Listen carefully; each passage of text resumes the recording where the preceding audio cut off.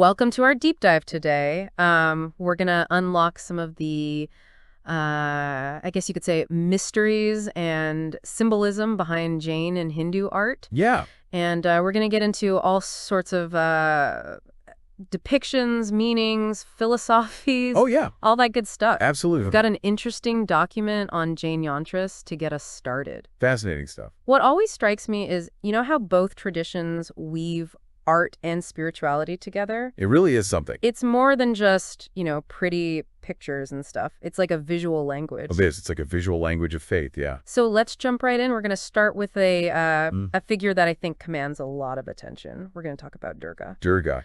She's always fascinated me. Yeah. She embodies both strength and grace. And I think that's, especially true in this specific South Indian depiction that we see here. So this is described as Pratangura. Okay. A form that is specifically invoked for protection. Interesting. And the imagery is anything but subtle. She's wielding a trident, sword, a drum, even a bowl to collect the blood of demons. Wow. This isn't your typical serene goddess. It makes you wonder if, if this portrayal of Durga is more common in areas or regions where that sort of protection is needed more. Absolutely. I think it makes sense when you consider that, art often reflects the anxieties and aspirations of the people who created it. Right. And the society that they live in. Mm-hmm. And the emphasis on Durga's, protective qualities in this depiction. Yeah.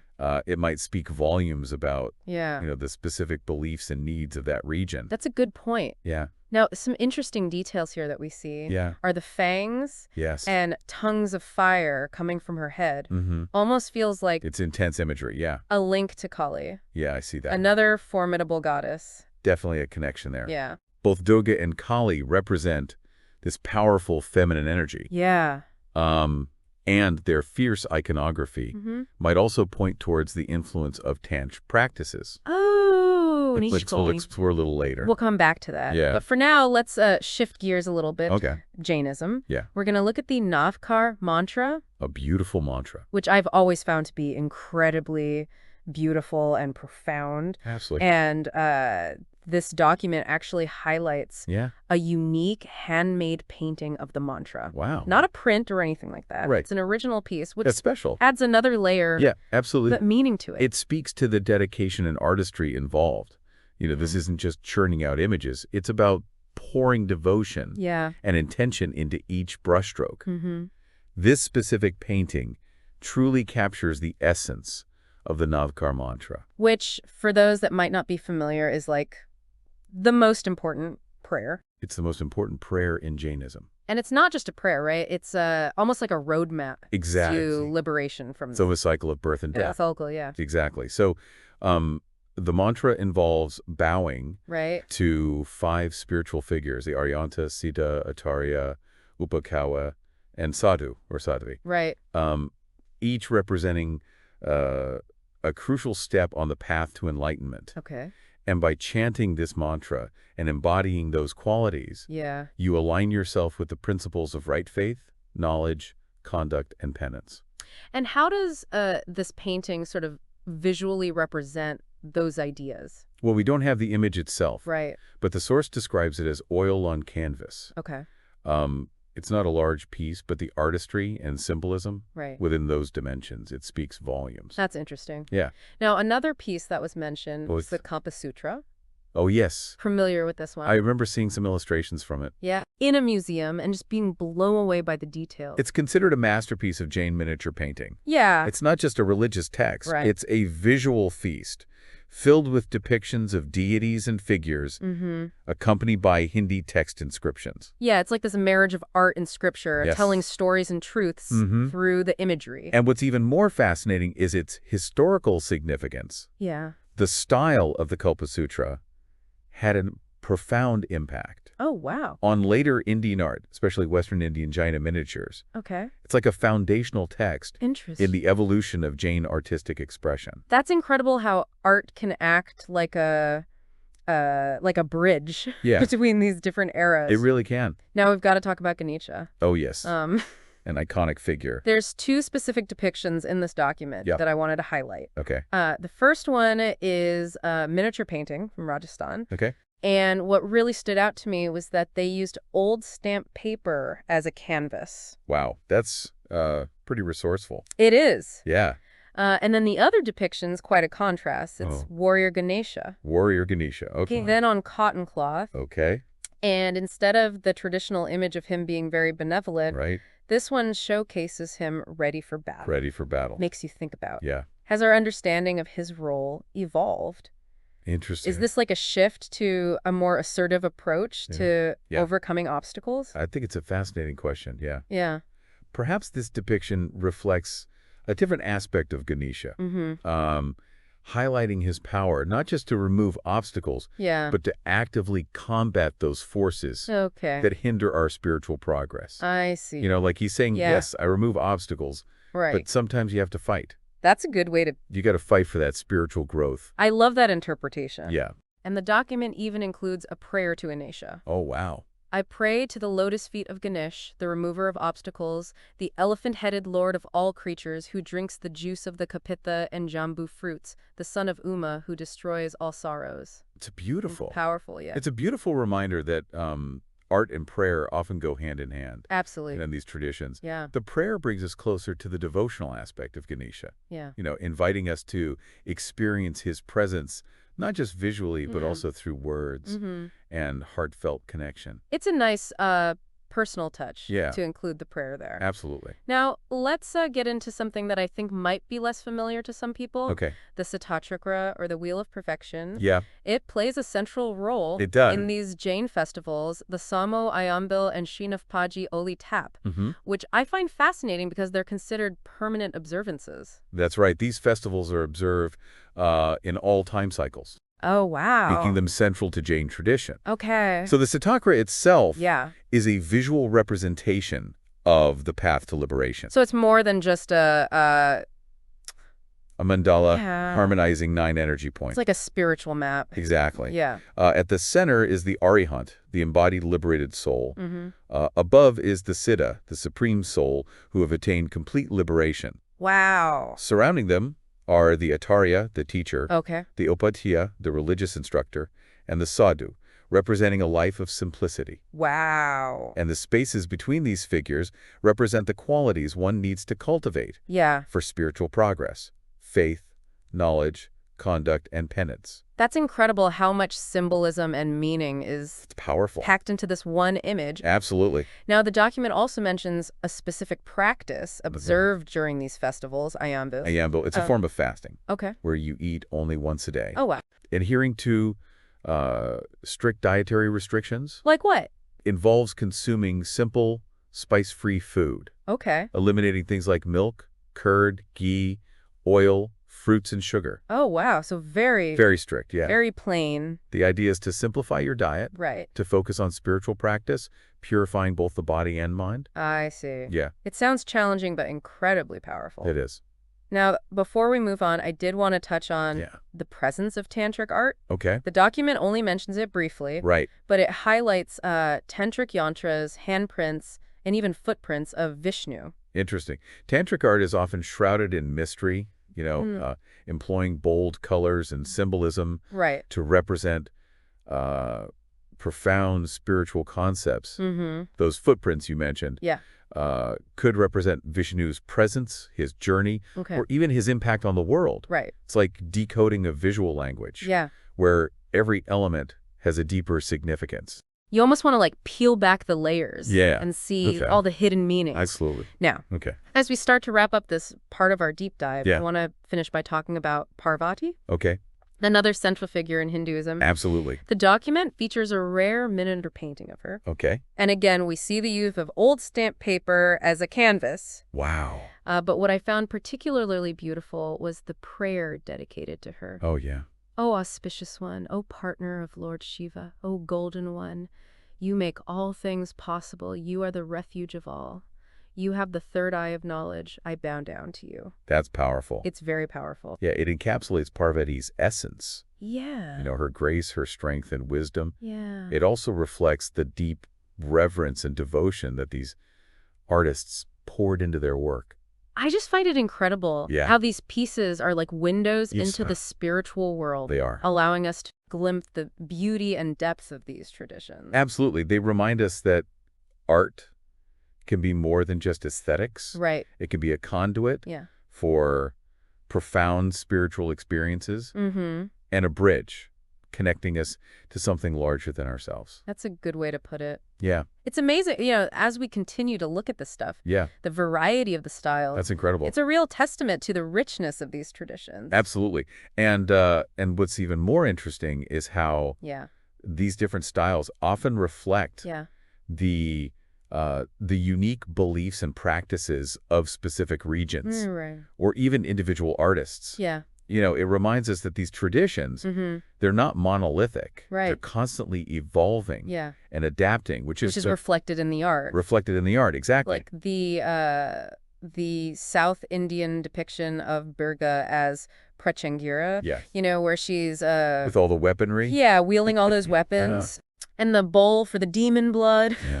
That could be more prevalent in regions where protection is more important. Makes sense. Yeah. Art often reflects the anxieties and aspirations of its creators. Right. The society that they live in. Yeah, and even within, a specific deity's iconography, we see these variations. Some variations, that speak to different interpretations. Yeah, different interpretations of their personality or powers. Like, for example, with the warrior Ganesha. Ah, yes, the warrior Ganesha. Much more dynamic, assertive, portrayal compared to the traditional benevolent. Exactly. It really emphasizes his role in confronting obstacles. Yeah. And battling those inner demons. It is fascinating how these interpretations change, evolve over time. Yeah, they do. Speaking of resourcefulness, I keep going back to that. Yeah. Use of the stamp paper. The old stamp paper, yeah. What do you make of that? I think it speaks to the ingenuity of the artists. Yeah. And their ability to transform the mundane into something sacred. That's a good way to put it. It's like they're saying that spirituality isn't confined to temples and rituals. Right. It can be found in, the simplest of things. Yeah, I like that. Inspiration can be found anywhere. Absolutely. But to really understand these pieces, we need to go beyond just the materials. Beyond the materials. We've got to get into that symbolism. Absolutely. Symbolism is the key to unlocking those deeper meanings encoded in these works. Each element, from the colors to the gestures to the objects depicted, carries a specific significance. Like the fangs and the tongues of fire. Yes. In Durga's depiction as Prachangira. Right. Those details aren't just... Right, they're not just for visual effect. They're for visual effect. They symbolize something. They symbolize her fierce power and connection to the transformative energy of Kali. Right. Yeah, even seemingly simple symbols can have profound meanings. Give me an example. Well, the color white in Jain art, for instance, often represents purity and enlightenment. Okay. While red can symbolize auspiciousness. Oh, interesting. Or even the life force. It really is like learning a whole new language. It is. Where each symbol adds to the... adds to the richness. Richness and complexity. But it's not just about symbols and materials, right? Right. There's also that human element. The artists themselves. The artists. The artisans, the craftspeople who poured their skill and devotion into these pieces. They were conduits, translating those spiritual concepts into something visual. They aren't just creating beautiful objects. They were contributing to the preservation and transmission of these traditions. Yeah, making them accessible to others. Making them accessible, that's right. Through their art. We talk about the artists, and I think that concept of devotion really comes to mind. It does. You can sense it. You can feel it. In the details, in the colors. Yeah, and the craftsmanship. Absolutely. The craftsmanship. Devotion is at the heart of both Jainism and Hinduism. Right. It's the driving force behind these artistic creations, the inspiration that fuels the artist's hand. Right. It's as if their devotion is woven into the very fabric of the artwork. And it's not just about the Right. artist's devotion, right? Right? It's almost like the artwork itself Yeah, invites the viewer to participate, it to does. connect with Connect. the divine. It creates a bridge Yeah. between the artist, the artwork, and the viewer, forging a shared experience of spiritual connection. I see. And that connection, I think, Yeah. is ultimately what makes these artistic traditions Yeah. so enduring. It made me realize that these pieces aren't just about Yeah. aesthetics. They're not. It's More than that. it's a pathway to something else. To the sacred, yeah. To the secret, a way for us to tap into something beyond the everyday. Especially in a world that can feel so Right? chaotic. Chaotic and disconnected. Disconnected. That connection is a powerful and valuable thing. Yeah. It's a reminder that beauty, meaning, and spirituality Yeah. can be found Yeah. even in the most challenging of times. So much of what we've talked about has emphasized Yeah. this interconnectedness of these traditions. The interconnectedness. They share that common thread They do. of spirituality, symbolism, Yeah. artistic expression. But it's important to remember that each tradition also Yeah. retains its unique identity, Right. its own distinct flavor and perspective. Right. It's like a tapestry, you know? It is. It is. Woven from all these different threads. Exactly. Creating this beautiful, intricate... Beautiful and intricate whole. Yeah. We've only just scratched the surface. We have. But I feel like we've uncovered so much. You've uncovered a lot, yeah. To appreciate and to ponder. And as we continue our deep dive, I'm Yeah. sure we'll unravel even more Yeah. of these fascinating connections Yeah. and nuances. Ted's excited to see where this journey takes us. Me too. Now, shifting our focus a little bit, let's Yeah. think about how these traditions fit into that bigger picture Okay. of Indian art and culture. Okay, so Jain and Hindu art, Yeah, they aren't isolated phenomena. right. They're integral parts Mm-hmm.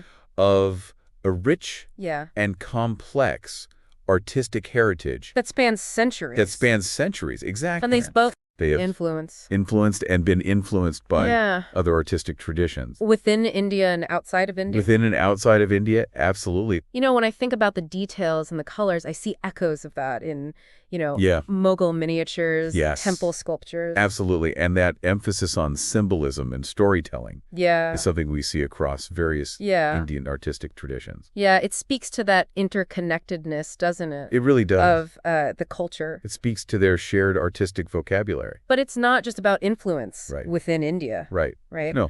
These traditions have also had a profound impact globally. Globally, yeah. Think about that Western fascination Yeah. with Eastern spirituality and aesthetics in the In the late 19th and early 20th centuries. late 19th, Yeah. early 20th centuries. Jain and Hindu art played a significant role in that movement. It did, didn't it? It did. Artists like Picasso and Matisse Yes. drew inspiration from these traditions. They drew inspiration from the bold colors, Yeah. the simplified forms, and those spiritual themes. And that influence continues, right? Oh, it continues to this day. Yeah, To this day. As contemporary artists draw inspiration from these ancient forms of expression. It's amazing how It is. these traditions have transcended Yeah. time and geography to Absolutely. become a part of this global artistic dialogue. A global artistic dialogue. It makes you think about all of those Yeah. countless unnamed artists, artisans, People. the craftspeople who poured their skill and devotion into these pieces. You're right. It's important to acknowledge the human element in all of this. You might not know We may not know their names their names or stories. or their stories, but their legacy lives on yeah. through the art they created. Through the art, that's right. It's incredible to think about how we're connected to these artists through their work, even though centuries separate us. It really shows that art is more than just something nice to look at. It's a way for people to, connect with something bigger than themselves and explore some of life's bigger questions. It is. It's a reflection of the human experience, a way for people to grapple with, those big questions and find meaning. So as we start to wrap up our deep dive here, Yeah. what are some key takeaways you think our listeners should keep in mind? Well, I hope they've, gained a deeper appreciation for the beauty and complexity of Jain and Hindu art. And more importantly, I hope they approach these traditions with an open mind and a willingness to learn. Right. These aren't just ancient relics. Yeah. They're living traditions that continue to inspire and resonate with people today. It's been a great exploration. It has. We've gone over a lot of things. We've looked at the symbolism, Yes. uncovered the historical influences, talked about the role of devotion. An artistic expression. Artistic expression, yeah. Yeah. What stands out to me as For me, it's the interconnectedness of it all. The interconnected. Jain and Hindu art, they aren't isolated phenomena. Right. They're threads in this larger tapestry Yeah. of Indian and even global art and culture. Right, and that cross-cultural dialogue. I mean, that's what's so fascinating about this. Absolutely. It speaks to the universality of certain themes. Right. And the power of art to transcend boundaries. But it's important to remember, too, that each tradition, retains its own unique identity. It does. There's a distinct flavor. Yeah, there's a distinct flavor. And perspective. Yeah, it's like Yeah. appreciating the individual instrument in an orchestra. Yeah. While also marveling at the symphony they create together. And at the end of the day, I think the biggest takeaway should be to allow yourself to be, moved by these works. Moved by the works, yeah.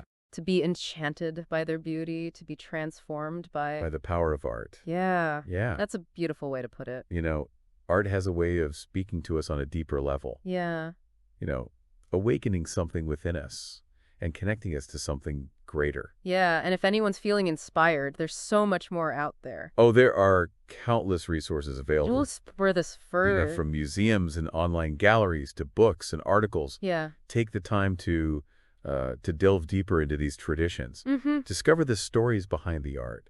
And just allow yourself to be captivated by the beauty and wonder of it all. Well, thank you so much for joining us on this deep dive into the world of Jain and Hindu art. It's been an incredible journey. It has. And I hope our listeners have found it as enriching as I have. It's been a pleasure.